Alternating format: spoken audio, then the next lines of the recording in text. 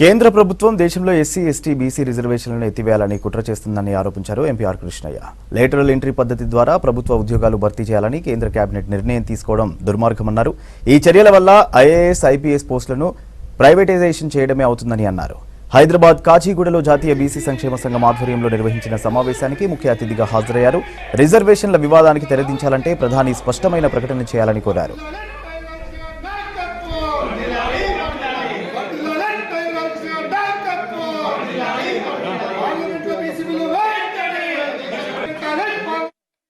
కులగణన చేసి రిజర్వేషన్లను జనాభా ప్రకారం పెంచాలి.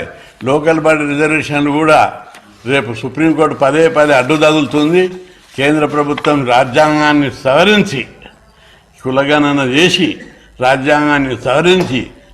కులగణన చేసి పంచాయతీరాజ్ రిజర్వేషన్లను రాజ్యాంగంలో పెట్టి పార్లమెంట్లో పెట్టి రిజర్వేషన్లను 20% నుంచి 54 పెంచాలి.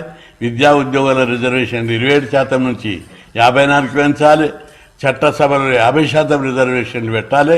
అది పెట్టే వరకు నేను మాత్రం నిద్రపోను. బీసీలు కూడా ఎవరు నిద్రపోవద్దు.